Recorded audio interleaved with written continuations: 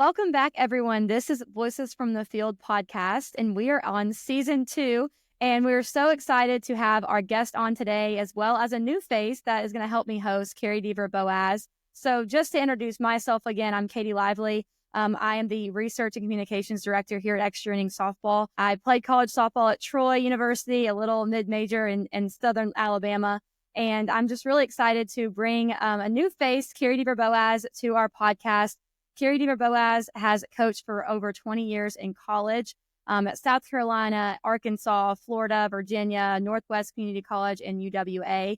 She also was a professional softball coach for the Washington Glory, where they won the world championship in 2007. She also has high school ball experience as well as travel ball experience in coaching. So she kind of covers a lot of different areas. That's really cool. And be able to bring that experience that we definitely love to hear from. And then she also has a daughter on our commit crew, Macy Dever Boaz. She's committed to Arkansas. So we kind of have a lot of connections here with Carie. And so we're really excited to have her on. Carie, I will let you introduce our guest, Leah Amico. Yes, absolutely. So first and foremost, I can say tons of things about Leah, but my favorite thing about her is I consider her a sister in Christ and a friend. So that's my biggest thing. But more impressively, you'd have to basically be asleep if you don't know who she is. She's a 3-time Olympic gold medalist. In the USA Hall of Fame, she was one of Mike Kendrea's big wigs in his big run to fame and has 3 NCAA national titles. She's a 3-time All-American, but most importantly, she's a 3-time academic All-American, so that makes her smart too. She is the author of The Gold Standard, is what probably is her most recent book that she's done, that she travels the country and basically does all of that stuff. So she's got quite the thing. She also does the Israel junior national team, which I think is just fantastic. She was very gracious and asked me to go one time, but that's in the heat of my daughter's stuff, so I decided to be mom. She speaks all over the country for FCA, but like I said, I think her best title is how she carries her faith and her beliefs and puts it into her world. So with that, I'd like to introduce Leah Amico. So good morning, Miss Leah. I know it's earlier there for you than it is for us. And I'm going to start it off. My first question for you is just give a little brief history of kind of your journey through softball, when you started, how you got there, what made you Leah, all those kind of things. Yeah. Well, good morning. I'm so excited to be with you both, Katie and Carie. Of course, Carie, we go way back. But yes, so I grew up in Southern California, started playing as a young girl, took pitching lessons back in the day. And Carie, you'd be a good one to ask for this because just not a lot of people, at least here in Southern California, gave pitching lessons, let alone took them. And so I see that investment. Eventually, I made All-Stars, got asked to play travel ball at 14 or 13. When I was 14, we won the nationals in Chattanooga, Tennessee. And that for me began really like the college dream, because college softball was not really televised. I didn't know a lot about it. My family didn't have much money. We weren't going out to tournaments or anything. But that became the dream. I got a chance to play at the University of Arizona, got scholarship. There were only a couple of people looking at me, but it doesn't matter if it's the right one. You only need one. And I got to Arizona. And I thought that was going to be like it, like this is the best ever. Softball has been a love and a passion of mine. I love to compete. I won 3 national championships, won 14, won 16, and won an 18 and under. But then when I got to Arizona and we won 3 national championships as well as the same time, I was very blessed.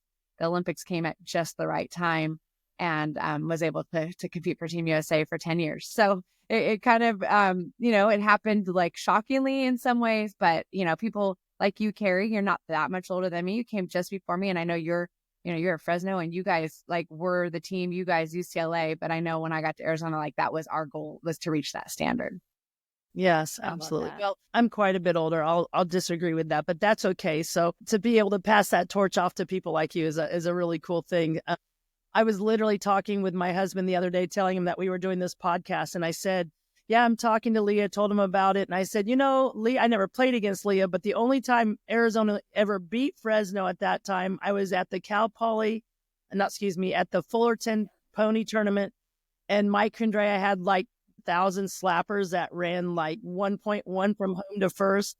And I lost on a 2-hitter, 1-0 in the 9th inning on 3 balls that never got more than 4 feet from home plate. I was so mad at him. So he took it from super fast and then put it with fast and power. And he was so dominant in that. Leah, one of the things that made me join Extra Inning was really their passion to empower, inspire, and support young women. That's been like something that I want to see more of, and I'm passionate about it, probably because I've got a daughter at that age that I want to see a platform that does everything, not just rankings, but a place that anyone from T-ball to college to post-college to parents to grandparents can go and find even drills and stuff that people can do, or meet people like yourself, or get advice. So one of the things that Katie did that I'm so excited about, that literally starts tomorrow, is an ambassador group for Extra Inning. And it's got 57 young women from across the country. They could apply.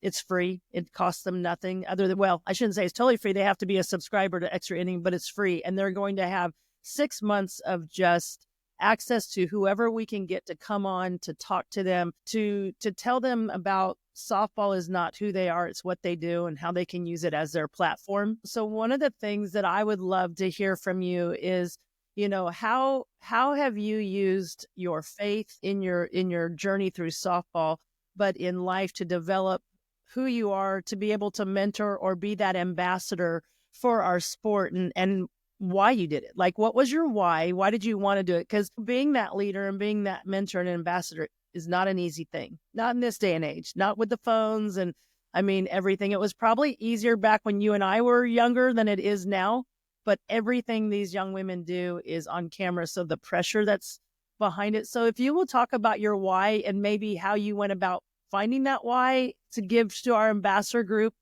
a little insight on who you are and what made you want to be that leader. Yeah. Well, first of all, I love what you are doing, and that I think that we need more of that. I love how women's growth in sports has continued to grow, but I also think it's so important to just really keep these athletes like focused on what matters most, because with that can come a lot of pressure, like you're mentioning, and a lot of burden. And we see a lot of athletes talking about mental health these days. And so I love the idea of mentorship. For me, faith-based, like that's sort of like obviously being under great coaches, but then eventually faith, in my faith, having mentors, like just really helped me see everything so clearly. And so I love that idea. I think my why, I didn't set out to do all these different things. Like, opportunities came and I kept saying yes. And I think what happened was, obviously as an Olympian, I felt it a huge honor, but I felt a responsibility. And I've been around the pro game at times. You have too, Carie, and I've been in certain settings. And I don't think everybody necessarily feels it's a responsibility. I think they're like, this is what you get. This is who I am. And I felt it now granted, everybody's different values. And so for me, the idea was, I've seen really good examples. I've learned from great leaders. I want to be that example first and foremost on how I carry myself, how I talk, how I act. And to me, like, that was the next step, is like, okay, well, anyone that comes underneath, my type of leadership, I'm going to give them the best. I'm going to build them up. I want to support them. I want to remind them they have individual strengths. I want them to love the game and get back to their own why, because too many times there's just so much outside pressure and burdens, and we start focusing on all the things that take away the love of the sport, and we even forget why we play. And so for me, it kind of naturally happened. And then, with that's just continued to grow. I feel like, if, like you guys as well, if you have a platform, use it for good. Use it to not just for yourself, because I said, I already have my medals. I don't need, but I want to share people how you can, have your own golden moments. It might not be an Olympic gold medal podium, but it can bring gold to you in other ways. Yeah, that's amazing. I love that. I love that you said I have my gold medals. Like, you don't have to do anything else, but it's that mentorship that you want to do, and you want to grow the game. I want to ask you, because you've seen the game grow to where it's at now, being a Olympic medal, gold medalist, to now seeing a lot of softball games on TV. We have so many games now that we can just watch on Friday, Saturday, Sunday of every week. And I even know when I was playing travel ball, even 10 years ago, like, it wasn't as big as it is now. So, like, what do you think's attributed to, like, the growth of softball, the growth of women's sports? Like, why do you think it's grown, and why people fallen in love with it the way they have, to where we're at now where it's on TV all the time? A couple of things. I think exposure. Number one, Yeah. With the Olympic team, we were such a big deal. You know why? We went around everywhere. We had the exposure with it. And obviously it's Team USA, so people can get behind that. But before, like, you had to go to the tournament to see the teams. Yeah. Well, now you're bringing it to people in their homes. And I think people do love it. I think they like the idea. that baseball, they love baseball, right? But then softball, they see it's faster, it's shorter, like shorter time to watch. And then also, Katie, I think just the level overall has risen. And so what happens is when people can respect that, then they're more likely to put eyes on it. Because the reality is, if people just see people just running away and it's not good play, like you're not going to keep people. But I instead think what's happened is across the board, there's better coaching, there's better teaching. It's starting at younger levels. People are driven, they're hungry. And so even with those other pressures we were talking about, there's also a lot of good that comes with it. There's a lot more hours and focus, really mastering your skill sets. And with that, I think just the opportunities and the depth just continues to widen. And therefore, I think it allows us to have more eyes on it. You see, I mean, ESPN, the fact that they just keep growing it, you have even if it's ESPN Plus or, live streaming, you've seen that happen. So you don't have to now be the best team in the country to get on TV. Now we can see, and then that can elevate your own program and you can work more towards what other people are doing. Yeah, I love it. So I have a follow-up question. This is going to be like a hot topic button for a lot of people. So, and I might have a different opinion than a lot of people on it. So I'm going to ask you, I want to hear your thing. So bring up the NIL. People are either passionately for it or passionately against it. There's no middle ground. What are your thoughts about the NIL and how it is affecting our sport, number one, and where you see it going? No, I think it's hard. I think you just have to give it the time. It's good and bad. Like, I like the idea that athletes can, earn some money and, really they're putting a product on the field.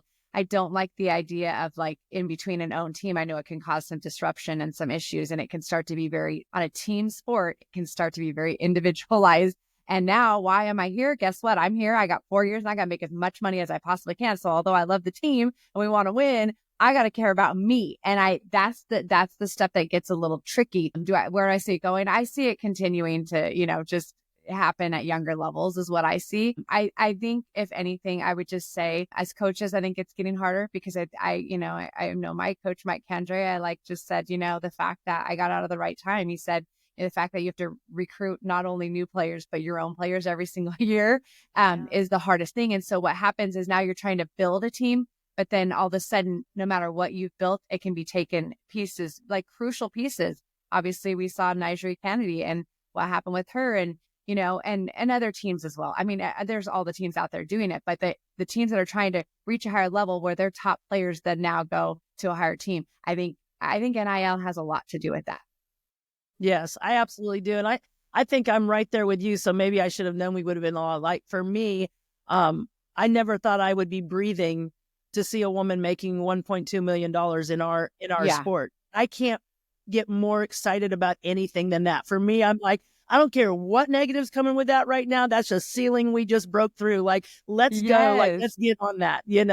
I do get a little concerned that I don't want it to close a ton of college programs around. Like, how do we make it work in an ideal world? But, I'm sitting there thinking, look, women, don't start bashing this stuff because this is what men have been doing forever. And look where they're going. So you got to kind of take some of the good and the bad with it. And I'm sitting there selfishly thinking, yeah, I hope my daughter never puts me in a nursing home. I hope she signs something big too. Like, let's go. Yes. And I think I've always used in my speeches and talking to young women, like my daughter's age at 16, that don't take one day for granted because you've already played longer than what you have left in your career.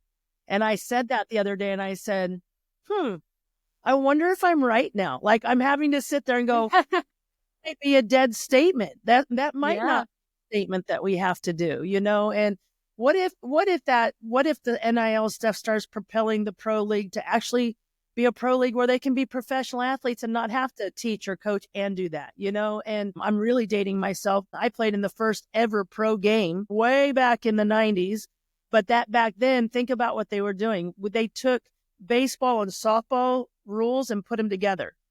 So we traveled all over the country, 2 teams. It was the Stars and the Comets. And we were having to pitch from 50 with an 11-inch ball. There was leadoffs and pickoffs and all these different stuff. And I mean, I look back at it and I'm thinking, I never mastered the pickoff. I was horrible at the pickoff. I'm like, I don't know how to do this, So But I look at it, and then I did, like you said, I coached in 2007 for the Washington Glory. And I think we had at one time 5,000 people at our game. And I can remember sitting there. Kat Osterman was throwing against Monica Abbott. So, of course, you're going to have thousands of people there. Bustos was there. We had like every name you could have had in the game, Kelly Kretschmann. And I sat there and I was sitting there standing. And I was watching that and I'm thinking, I never knew that our sport would move as fast because I played in the first Women College World Series at Oklahoma City. And literally somebody sent me a picture of the stadium.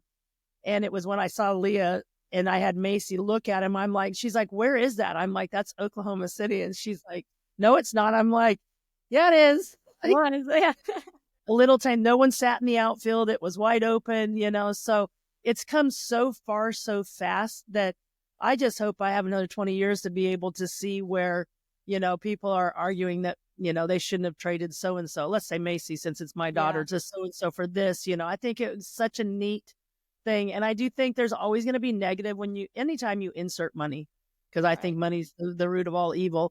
It's going to have some bad things to it. I think that hopefully like people like Leah and what we're doing at Extra Inning, we can create a platform that maybe mentors some of these people to really cherish and to look back. Because I think you're only as good as what you look back and like, where were we? Where are we? And where are we going? I think is a huge thing. So I should have known you would have been closer in my thought process, but I'm excited.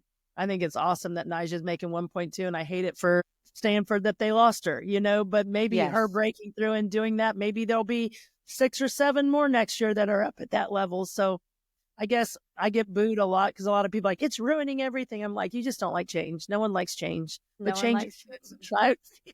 Yeah. So. Yeah. And I want to mention too, with the commit crew, that's what we're trying to, help them, gain that following and gain that platform so that hopefully when they do get to college, they kind of already have that following. And so, what was it, Carie? You said that 10,000 followers is $5,000.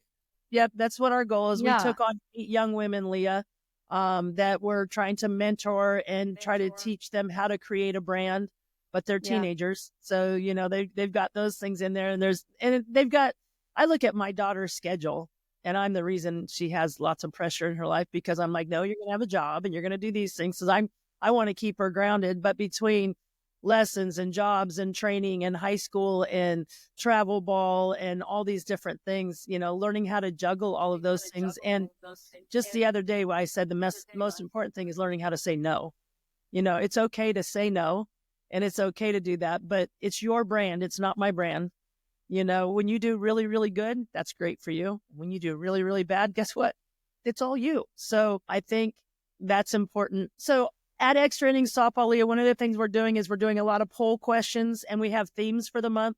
So last month's theme was basically, what do you do for preseason to prep? Like, what do you do mentally and physically and spiritually to get yourself ready for the grind? We like to call it a preseason. Some of these kids never have a preseason. Some of them just have seasons. So, what do you do to prepare for that grind? How do you encourage your daughters and athletes to play more than one sport? It's okay to play more than one sport and to be a kid and to do all the things and to take, how about a family vacation that doesn't revolve around softball? All of those kind of things. So that was our thing. But this time is something that made me think of you, is why I wanted to reach out to you. It's about embracing your role, whatever that role could be, because as well as I do, like you look at these college teams and they've got 24, 25 kids on the team, or young women, I should say.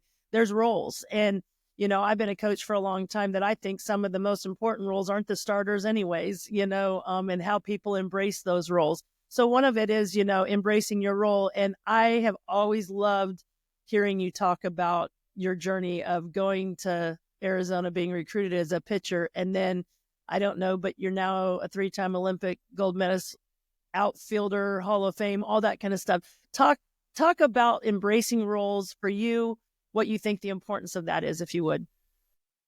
Yeah, absolutely. It's so important. We play a team sport. And so I think it's about, where am I asked to go? What do I need to know for the role that I'm being given? And really showing up as your best self every single day to give what you can. But again, to fulfill that role, I think you have to work while you wait. Sometimes you're in a waiting role, right? And other times you're in a starting role, but you need to learn all the time, right? And you need to not be, when you're in the starting role, worrying about, oh gosh, what if I lose this role? It's really about just showing up your best self every single day.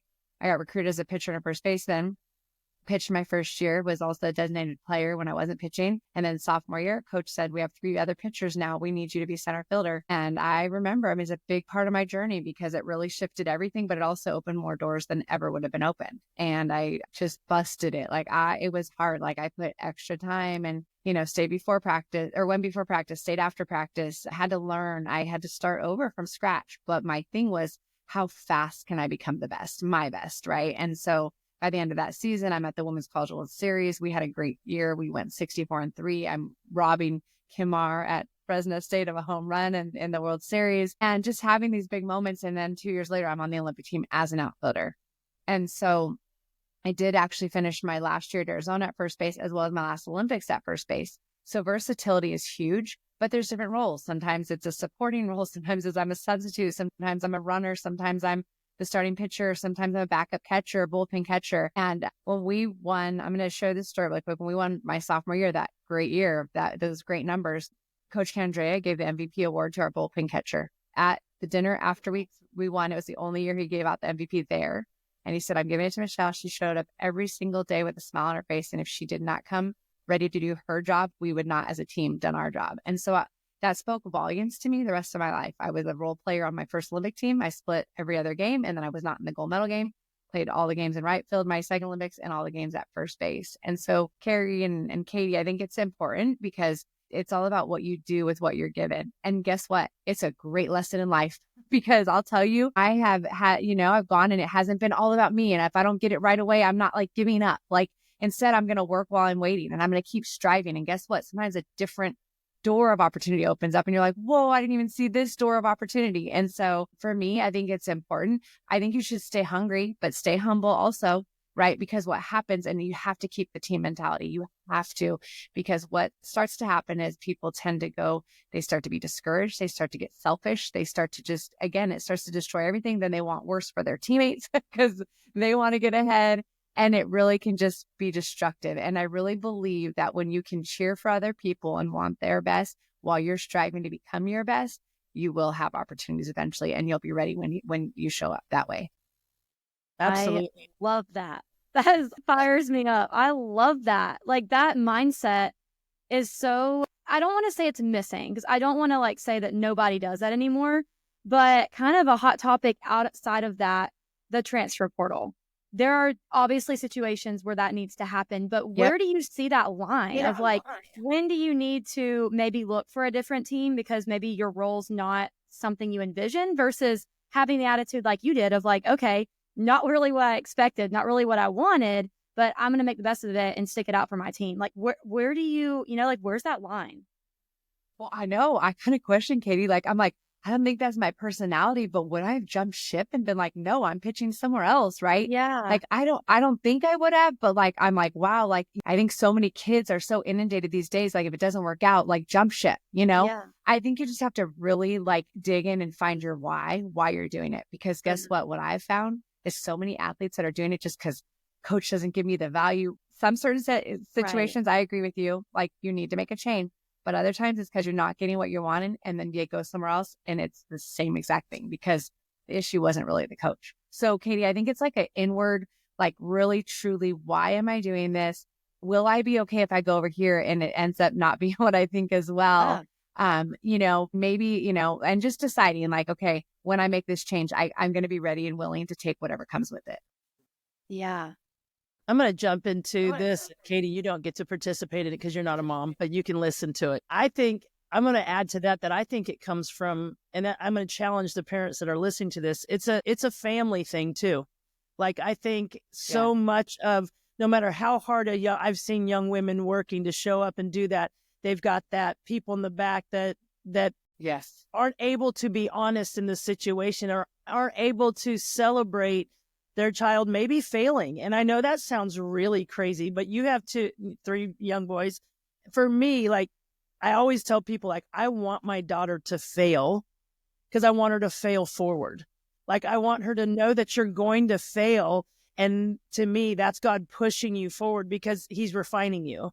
And if you don't fail, whether it's you're not in this role, you're not. So it's about parents and family and athletes being honest with themselves. Like I have to do that all the time. Like I can sit there and go, I can't believe someone doesn't like what we're doing at extra inning. And then I have to go, okay, honestly, did I look at every side? Am I working as hard as I can? And if I can answer yes, then I'm failing forward. And that's great. If I can't, then I have to do some like reflection on myself. But I just want to challenge parents. And I would love to hear from you as a parent of football player and track athletes and all that kind of stuff of like, maybe I'm wrong, but I want her to fail in situations. I want her to have to do that because I think that's God's using his ability to refine who she is as a woman to make a bigger impact, because softball is not what I want my daughter to think she is. I just want it to be her platform to pass the torch to the next generation of great softball players, but to speak Jesus's name. And thank God Jesus was okay with people seeing him in their mind fail. He wasn't. God was putting him right where he needed to be. But I'd love to hear that from a parent standpoint from you. Well, yeah, I mean, failure has to be part of it. It is part of the journey. First of all, everyone's going to fail. So it's what you do in failure that makes all the difference. Candrea said it to me. I was having a really rough day. Team USA, he wasn't my coach yet. And I just call him up and he's like, Leah, your ability to deal with failure and how you deal with it is going to totally determine your ability to succeed. He's like, how you deal with failure? How do you deal with it? So, Carie, I also talk about failing forward fast because you can fail forward, but how long does it take you to learn that lesson? And so the faster you can learn and adjust and make changes and grow and buy into that, like that's part of the process. Like I'm not going to let it crush me. It's good if it stings a little bit because that tells you there's something going on and you care, and then move forward with it. And what did I learn? And so, yes. And my boys, no, I'm like, we are not here to rescue them. We're here to like keep pouring truth into them, encourage them, support them, call them out if they need it, accountability wise, I should say, call them up. But like really like, to their own standards. Cause at the end of the day, like I can't have a higher standard for them than they have for themselves. Right. And so this idea, like I coached, you coach too, but when I coached high school ball, I had these parents mad that their daughter didn't get some award. And I'm all, you should come and see her at practice every day. Because she goes through the motions. Yes, she's very talented. But the other parent that her daughter did make all league, her parent's not begging me, and she shows up every day for practice, and it shows when it actually counts. And so I agree with you. I think it's a whole picture. Absolutely. Like I told my boys, you can learn from bad leadership. You can learn from good leadership. You're going to learn the difference very quickly. But ultimately, you have to decide what you're going to do with it. And so I'm a big believer on your family does play a part in it. In the outfield, when I went to outfield, I could hear my other teammates complaining because I knew it was their parents complaining through them in a sense. That's all they're hearing. I should be at third base. I should be here. I should be there. And instead of like, I was like, this is what I got. I'm going to give my best and I'm going to make the most of it. And was I perfect? No. And was I probably discouraged? But here's the thing. And this is really honestly, I think it's how my mind works. Like it doesn't help me to look back at what I lost. Like I was like, I'm not going to have to spend all that extra time in the bullpen. I get to work extra on my hitting now. Like it's almost like a game I play with myself or something, but I was like, what is the positive in it? And I'll tell you, that has served me well in real life, family life and business life. Like it's really served me well to like, if something stops me for a minute, like, okay, but I don't stay there, not long. And what you just said, Carie, I fell forward, but I try to do it fast. Yeah, absolutely. That's fantastic. Well, I think the cool part is everything that they're doing at extrainningssoftball.com. Go to look at the polls and the commitment crew and all of the ambassadors and everything we're doing. I just, one of the things that if you have any stories or insight that you would share is obviously with your incredible career of what you've done, there's super big highs and there's those lows. And it kind of goes along with what we're saying to it. Can you remember a time or can you share a time, and that might lead you to share your medals. You can hold them up and show all that stuff because I'm assuming that's a big high. But how did you handle those? Can you remember a time that a teammate or a coach or your parents or whatever it is, or even something just that you found worked for you to be able to go from highs to lows? Because that's what I love about our sport. Like people like laugh. They'll say softball, they used to say it's boring. Now it's so fast and we hit home runs all the time. So we've gotten on the page to get, Billy Bob on the couch to watch our sport and do stuff like that now. But I think the thing that I find amazing is the young women that I think are the most successful are the ones who can handle the extreme high to the extreme low within an inning. You hit the home run, you go ahead, you make the error that loses the game in the 7th. How do you respond to that? What are some of your thoughts, or is there an experience you can share with that? Okay, first I'll show my medals Yeah, because I have them right here. So So there's the 3 cool. Olympic. They're very scratched up. They've been everywhere. I was going to say, My the thing goodness. I love that she does, Katie, that you don't know, everywhere she goes, she takes them, and they're running around on Love it. every neck. So she shares them with everyone, which That's is so cool. I love that. And then after the picture, people walk off, and I'm always like, I'm holding on to them, their neck still, because they're not used to taking a picture with something. They forget they have it on. It's pretty funny. Yeah, like I just think because like, again, I think when you're super competitive, you hate to fail, right? It's not even about, I love to win, but I hate to lose and I hate to fail. And so very hard on myself. And I think the key is really how fast can I get back to what is the solution? What is the solution? Because what happens is when we're feeling the emotion of the upset, right? Like, what did I do that didn't work out? Again, I like when it stings. I think if you don't care, I think that's also like, I don't know, how can you be super competitive and not care, right? And so, but I think this idea of like, but is that going to create the solution? It's not. And so what is the solution? The solution is I want success. So what do I have to do in order to do that? And again, that's that failing forward. Like it's immediately shifting to the problem that happened, staying back right there, or looking to, okay, what do I need to change? What do I need to do? And I think when you can get that mindset, so an acronym I use a lot now because I feel like it really talks about all of this. It's win. If you want to win every day, win every pitch, win every moment, you have to think about what's important now. Win. What's important now? It's an acronym. And I'm like, that's exactly what it is because it's prioritizing. And, like I found that again in my personal life, because now I'm not on a softball field all the time, but it's this idea of like, again, so many people are stuck talking about the problem, complaining, upset, looking backward. And instead, that's what Candrea talked about. He's like, with you guys, like you're constantly solution oriented. Okay, what do I have to do then? What do I have to do? What's important now? And that, I think the quicker we can train ourselves to say, what am I going to do about it?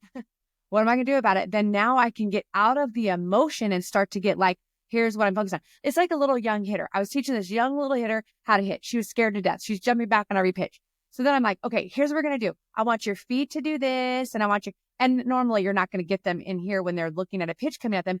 But this little girl went from not like literally being scared to death to the next season. I went and saw her team and her mom's like, she's the best hitter on the team because she started thinking about what she was trying to do, not what she was afraid of. And I really think it literally starts in the mind because guess what? What we're thinking about is what controls our emotions and that eventually affects our actions. And so to me, I really think it's a matter. So one of the things like, and there can be different tips and tricks, but like with us, Candrea would say, okay, you have a bad at bat, you can be mad, fine. But if a team, number one, if a teammate gives you a high five, you give it. Number two, as soon as you go and the inning ends and you put your glove on, now you better be defense minded. And so the glove was the reminder. You make a mistake on outfield, pick up some grass, throw it down. That's your release. Like physical things that our body tends to react to. And you have to figure out what it is for you. For me, I had a verse, Philippians 4:13, I can do all things through Christ who strengthens me. So that, and maybe after something bad would like refocus my mind to now that's what I'm thinking about and not, how upset I am. And so it's different for everyone, but I think you have to recognize it and choose to say, I'm going to move forward through it. That's so good. I kind of want to ask both you guys this question, being a parent, a coach, and playing yourself. So you kind of talked about it a little bit, Leah. I'd love for you guys both to go more into depth on how a parent can play a significant role in your child's, career and success. I know one of our questions on our polls is, how can parents best help their child embrace their role on their team? I know we talked about the transfer portal, but I forgot to mention, because most people here listening are coaches, parents, and players of high schoolers. And travel ball world, I know is even worse when it comes to going around team hopping, maybe when their child's not getting the role that they thought they would. How can a parent best, support their child when maybe they're not playing and they, you think they should be, but they're not, or they're not playing the position that you really want them to play, that you think they deserve to play? How can they support their child? Or as a coach, how can you support a player going through maybe like a role change that they didn't really expect? All right, I'm going to do it just because I'm active in it right now with my daughter. So I think for me, the number one thing I always want my daughter to know is I just like to watch her play. I don't care. I just want us to watch her play. I wish I would have bought her golf clubs, to be honest with you. I'd much prefer to watch her on a course. I could sit in the air conditioned field house and not have to sit out in the heat. So, but I want her to know that I just love watching her play. And most important, what I like watching is the relationships that she has with the umpires, her coaches, her teammates. Like, that's what I like watching play. Yeah, it's fun to watch her hit a ball. It's fun to watch her make a play. But I love watching her when she's talking to the umpire or picking up his mask or being the first one out, excited about a sacrifice bunt, because everybody comes out to the plate for a home run. But it's to me, watching her grow as a human and to see the world of the game of softball as how can she impact the people around her. Because my big thing for me is people come into your life for one or two reasons. God's brought them there for him to use them to help you, or he's bringing them to you for you to help them. There is no coincidence of anybody you meet, good, bad, or indifferent. They're there for a reason. And I'll do it real quick, then I'll let Leah do it. But we kind of have started this thing between Macy and I. We have the rule of 6 and the rule of 1. Science says that it takes the human brain to hear or see or experience something 7 times before it can accept it. But we use that with our faith. And we have this vision that we talk about, that when you're up there before your maker to decide where you get to go, on one side there's a room, and it's where all the people that were 6 that he brought to you. You want that one empty. You want that one to be that you spoke his name or you did something and he used you so that they heard it the 7th time, and then you send them down the road and you might not ever know. And then you want the room on the right, the ones, to be so crowded they're just like packed like sardines in there, that they heard his name from you for the first time, and then he's sending them down to the road, the next person, because that's in the end, the ultimate game for me has already been won. Jesus spread his arms on the cross and said, I'm paying the price for you, and I spoke your name, and he knew you. And so if you keep that in mind, that home run feels great for a moment, but it's really, how did you impact it? Maybe it's that you're giving the ball to the little kid on the outside and you get that time, or whatever that is. So for me, that's how you embrace your role. Your role is not whether you're a starting catcher or a third baseman or hit the winning role. Your role is you're a little warrior for Christ on the field, and you use softball as your platform. That's your role. All the other roles don't matter. They're just moments in time. So that's what I love. Yeah. And I think it's okay just to say, like, it's not easy. It's not easy to not have a starting role, especially. It's not easy to, be on the sideline and you feel like, I put in all the work. Is it worth it? And I think as parents, like, our kids are going to follow a lot what we say. And I think we need to encourage them to say it is worth it, because you're learning and you're growing and you're gaining character. And what about when you become a starter? Like, how are you going to treat the ones that are waiting then? And so I think just like really, again, big picture, like try to keep the big picture like at the heart of it, because I think what ends up happening is a lot of times what I'll hear is like, it's because the coach plays favorites. And then now all of a sudden there's division. And then that allows a kid basically to say, I'm not the favorite then. If I'm not playing, then I'm not the favorite. And I think just like, like how can you make a difference on your team every single day in whatever role you're given? And I'll tell you, like, think about, again, Oklahoma, they won 4 years in a row. How many players do they have? They had some stars that were there on that field every time. You know how many role players they had? A lot. That is how they become the best of the best of the best. And so to me, like, you don't win those championships without those other people that don't have their name in the paper all the time. And I think reminding people, and I'll tell you what, Katie, now I'm telling this same topic to people at businesses. I'm speaking I just at a corporate event nationally, and I'm like, every single role matters. The ones behind the scenes, the ones that are thankless, you matter to the team's success. And I had a guy in the law department say, I needed to hear that. He's like, I'm pretty jaded. He goes, but honestly, what you said really did make a difference to me. And what I do behind the scenes, even though it's not always fun, like, it does matter. And so that's it. Like, your role matters. Just embrace it and learn what you can, and just be ready, because there will be a chance you'll have an opportunity. Yeah, absolutely. I love that. And one more question I have for you, Leah, and then we can kind of let Katie wrap us up. I feel like we haven't given much time to your Israel junior national team. And to me, that's very near and dear to my heart, obviously, because of my faith, that's just something that you've been able to experience and do and make an impact. And I'm like your little junkie fan that follows all the stuff that you do, because I love to see those parts of it. Tell us about that experience, why you're doing it, how you're doing it, all that good stuff. Just share any kind of insight on it. Yeah, in the summers, there's the European Championships, and every other summer, there's an AU and then a 22U. So this next summer, actually, we'll be in Spain for the AU. Last summer, we were in Poland for the 22U. And it's a mix of Israelis and Americans who are Jewish, and they have to obviously have citizenship. So it's a really, really hard process for those that do. And the idea is to keep growing the sport, because in Israel, it is not, they don't have much. They don't have much, many teams. They have a couple fields in the entire country. It's really hard to practice. They have to do it in their extra time, and they have really crazy schedules as it is. And so it's not a national sport like it is here for us. So it's been really fun. I find that I'll get some of these Israeli athletes, and at the beginning, like, they're just happy to catch a ball if they do. And then by the end, they're mad if they don't. And I love that in 1 week, then they want to go back and practice, and they build a passion for it, and and then they really learn a lot from the Americans that come in, and they're so thankful to just learn from them and want to be like them. So it's just on the field. So it's really, really cool. As well as for us, it's really eye-opening to just see what they live on a daily basis. And I learn a lot about them. And, in the car last year, like, I was just having great discussions, and I'm asking them, about just their culture and their beliefs and their values, and, and then getting to share mine as well. I'm feel very fortunate that Ami Baran, the head of Israel softball, has embraced me and really is excited that I'm able to be a part of it. And I feel so grateful. Like you said, Carie, I love Israel. My faith is first and foremost in my life. And so it's been a blessing. That's so cool. Awesome. Well, we have not plugged anything for you, but I really want to, because I've actually finally finished your gold standard. I've been reading through it off and on. I put it down. I have to go back to it. But she has written a book called The Gold Standard, and it's really good. And it's good for all levels. It's right here. There it is.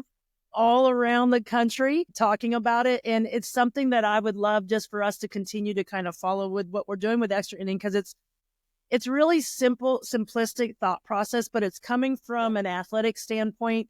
But I see it, how it goes in from, you can take it from parenting, you can take it from being a wife, you can take it from being a daughter, a student, every role that we have, because none of us wears just one hat. We wear a plethora. And I think it's just an incredible thing. And like she said, she's talking to businesses all around. So if you haven't gotten that, but I'm also going to put a plug in for her, is she has 2 devotionals, and she might even have more, but I have 2 of her devotionals.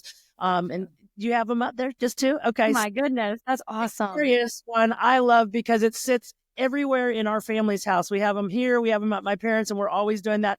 But the 31-day devotional for any coach that's out there is such a cool thing, because one of my big missions, and maybe I'll get Leah on it to help, is I want to start seeing at these travel tournaments like church hour. Like, you don't have to go, but it's there. And instead of starting games at 8:00 in the morning, we can start them at 9, and we can do a church service. And that's really passionate for me, because my son did rodeo, and that was just automatic. There was every Sunday, there was cowboy church, and it was in the middle of the poop, and right out in the middle of the arena. You stood out there, and it was so cool, because I think church is not a building. I think church is the people and where they're gathered, and it's so cool. So I used that 31-day book with the team. I'm no longer coaching anymore. My travel team, I've turned her over. I am nothing but mama now. But I used that. And what was really cool is I bought it for all the girls, and I was like, okay, pick which one you're doing, but each one of you is presenting it. I'm not doing it. This ain't about me, so, and obviously living in the South, it's much easier for me. All my people around me were faithful and stuff, but it took young women who believed in Christ that didn't know how to talk about Christ to give them something and give them their ability. And to me, it goes back to everything we've talked about today. It created a bond on that team with those kids, that they saw the value of other people's roles, or they were aware of when they were sulking or pouting about striking out 3 times that the kid next to me didn't even get an at bat, and it kind of was that common denominator. And it was something that I would tell every coach that if they don't have it. But I've got 5 people in my little area of Mississippi that I'm like, I'm just going to start locally. Like, Macy doesn't play in these local tournaments, but why are you guys starting games at 8? Like, I don't understand why you're starting games. You start them at 9, everybody gets home 1 hour later, and they're all getting home at 3:00 in the morning anyways. So what does it matter if it's 4? Like, let's make that time, or maybe cut 15 minutes off a game. You're already only playing an hour and 15, play an hour. I don't care what it is, but it's just something that I would really like to make a passion. And it's kind of one of the things that I'd love to use Extra Inning as my platform to be able to put it because I think it all ties back to what Leah has shared with us today. So I'm just excited. I hate that I don't get to hang out with you more, but every time I get to California, I go hang out at her church and hang out with her and her husband. Katie, you don't know this, but her husband and I started our careers together at the University of South Carolina as Gamecocks together. Oh my gosh. Such I a was small a world. young, dumb little assistant coach for Joyce Compton, and he was our sports information director. So I'll never, and he's got these gorgeous eyes, so he's good looking. But anyways, I just think it's so cool. And for me, being an older person on the other side of softball now, it's so cool to see how small our world is and how full circle everything can come. So, I'm going to shamelessly plug, Leah. I'm going to put pressure on you that sometime in the next 6 months, I want you to spend 20 minutes with our ambassadors because I think they would be better for it. Yeah, absolutely. I would love that. I'd be honored. Thank you, guys. Keep making a difference. Really, I love the idea about empowering, inspiring, and supporting these young athletes just to go after all their dreams. There's so many opportunities, and it's just going to be bigger and brighter. So thank you for what you're doing. Thank you. Thank you, everyone, for listening in to our very first episode of season 2. We loved our conversation with Leah. She brings us so much advice and experience and expertise on topics that we think is really important. So thank you so much again for tuning in. Go to our website, extrainningsoftball.com, and go to our polls tab where we have a bunch of questions for you guys. A lot of them were referenced in this episode. So go check it out if you want to put your input in about roles on a team, how parents can support, and what a good teammate is. So head on over to our website for that. Class of 2027 ranking nominations are open now until March 3rd. So make sure you get your nominations in if you have a 2027 player that you want to nominate. We just thank you again for listening in. Make sure to go to our website and check all of our social media pages for any updates or information that you are wanting to know more about. So we'll tune in next time and we will see you soon. We have a lot of exciting guests coming up in this season, and some will be professional softball players, some will be past college softball players that you might know the name of. So stay tuned, and we hope you guys have a great rest of your day. And thank you for being so supportive of Extra Innings Softball.